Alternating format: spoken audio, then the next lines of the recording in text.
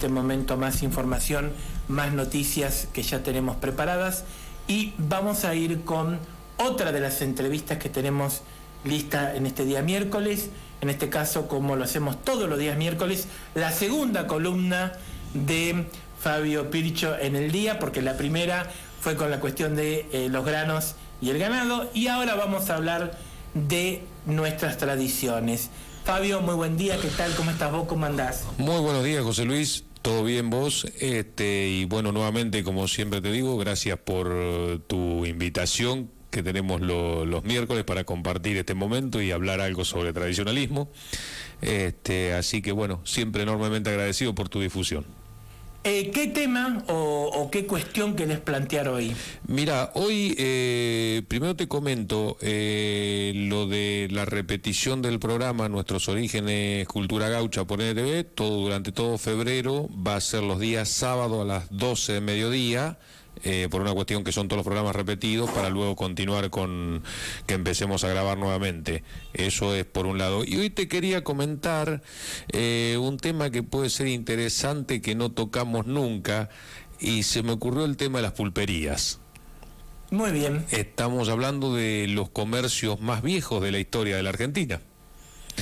Estamos hablando todo de antes de 1800. Es un, digamos, se ubicaban en el descampado porque otra cosa no había. Era un negocio muy rudimentario, que contaba con ¿qué? Con una parte de atención donde estaba el pulpero en un lugar reducido, y una ramada que era el cobijo de los clientes, digamos, del otro lado de una reja, que siempre comento yo la anécdota de que en 1800 había rejas por la inseguridad, y en este momento estamos también con rejas por la inseguridad, ¿viste? Entonces, es un tema, y el tema de la inseguridad es un tema de todas las épocas, desde el siglo XVII para adelante, de que nos estamos embarcando en la cuestión de la historia argentina, siempre fue un tema. Y también quiero comentar algo que es un poco de que no se sabe bien el origen de la palabra pulpería, y estuvimos investigando un poco, y las respuestas que encontramos fueron, una, por un lado, de la parte que viene del pulque. El pulque es una bebida que se usa en el norte y viene originaria de México, que se servía en las pulquerías, que es a base de maíz. Una es esa, una versión que hay, que de ahí está la deformación de pulpería. Y después la otra, hay una que está descartada, digamos, que se vendía pulpo, eso está descartada porque no existió nunca, pero hay otra que lo participa y lo compara con el pulpo, en el sentido de que, como el comerciante, digamos, en esa época era lo que acaparaba todo, el pulpero no le alcanzaban, quien atendía el negocio, no le alcanzaban las manos para atender todos los tipos de cosas, dice, y llenarse de plata de lo que se abastecían los clientes, porque la realidad es que había de todo en la pulpería. Aparte del despacho de bebidas, se organizaban jugadas de taba, de naipes, también se organizaban las carreras, y en todo siempre había alguien que participaba en el tema de la jugada, que es lo que se llamaba el coimero, que es el que recaudaba la plata y de ahí repartía. Después, bueno, estaba el resto pero siempre existió el juego, existió todo en todas las épocas y de las maneras que se te puede ocurrir, por cualquier cosa. O sea, se jugaba por plata, se jugaba por moneda, se jugaba por las latas de la esquila, como te conté en su momento, se jugaba por el caballo, se jugaba por el apero. Las jugadas existieron siempre. Eso fue, estamos hablando que todas cosas que existieron en todas las épocas, y costumbres que trajeron nuestros antepasados, digamos, principalmente los españoles. Yo me estoy riendo porque es más viejo que Dios, más o menos. Calculá que sí, existe antes de Cristo todo. Bien, las pulperías tuvieron una forma original y después con el paso de los años fueron cambiando, fueron modificándose? Exactamente, muy buena tu pregunta. Las pulperías no dejaban de ser un rancho con una reja y una ramada, que la ramada la explicamos en el tema de los ranchos, que era como un alero de paja en el cual se cobijaba a los clientes. Después la pulpería, ya por el 1900, a partir del 1900 empiezan a convertirse en lo que es, digamos, en el pueblo, los almacenes de ramos generales. Pasa a ser la evolución, digamos, el almacén de ramos generales siempre buscaba estar en una esquina. Por ejemplo, acá tenemos el ejemplo de lo que es la Protegida, que era una posta de diligencia, eso es un almacén de ramos generales, y vos fíjate que está ubicado en una esquina, ya era una construcción grande, importante, característica de que tenía de todo, a ver, desde el despacho de bebidas, que era ya no tan solo la reja, sino en algunos lados ya no existía la reja, pero estaba el famoso mostrador de estaño. ¿El por qué el estaño? Porque era fácil de limpiar con el tema del derrame de bebidas y todo ese tipo de cosas que suceden en un despacho de bebidas, obviamente, ¿no es cierto? ¿A quién no se le va a caer una bebida o se vuelca, se derrama? Entonces el estaño era lo que hacía la posibilidad de limpiar fácilmente.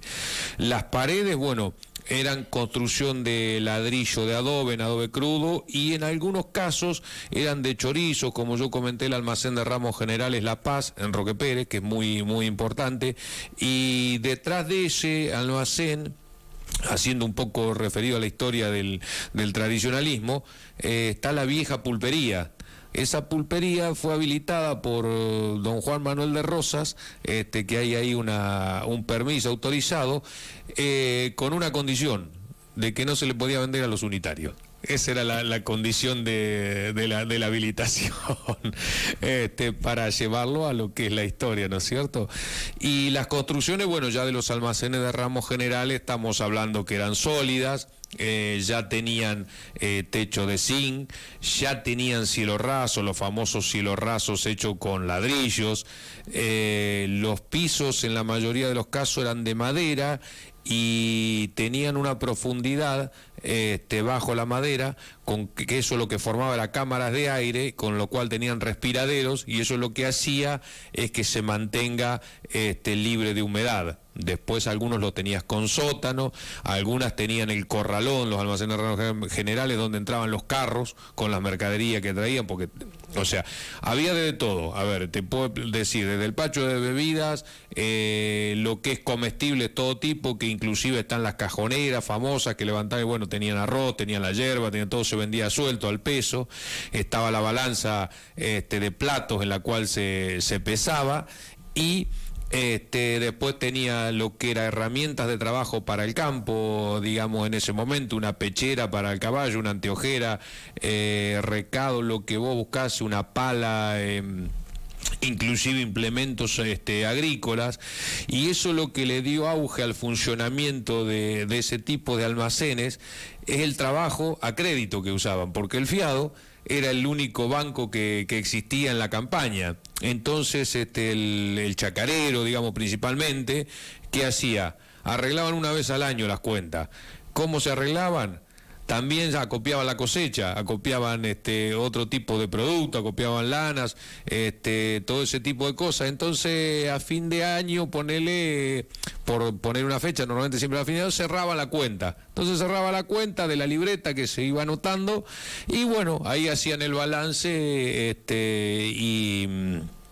y quedaban los números o sea, la única documentación que había, tanto era en la deuda, era la libreta, y en el pago era cuenta saldada nada más. No había recibo ni había pagaré, ninguna de las dos cosas. Y eso fue un auge importante que tuvieron los almacenes de ramos generales, porque el comerciante de esa época ganó mucho dinero, porque la realidad ganaba mucho dinero, porque tenía de todo, pero hablamos de épocas de que las cosas valían siempre lo mismo, entonces se podía dar ese tipo de crédito, y los valores eran otros y las entradas eran otras y bueno, y las épocas eran otras también. Hoy ya tenés que entrar en el sistema financiero porque si das crédito un año en el almacén te fundís seguramente. Y acá, bueno, están creo que Raúl Lambert tiene algunos libros de almacenes viejos y un comparativo. Que hace, dice, fíjate, dice que en los libros están lo que gastaba el más rico y lo que gastaba el más pobre. La única diferencia era en alguna clase de bebidas o en la fiesta. Después los consumos de las cosas normales, dice, eran más o menos lo mismo. Fabio, gracias por venir esta mañana. No, por favor, José Luis.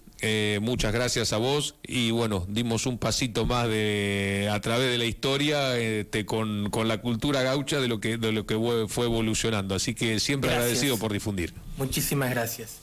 Bien, así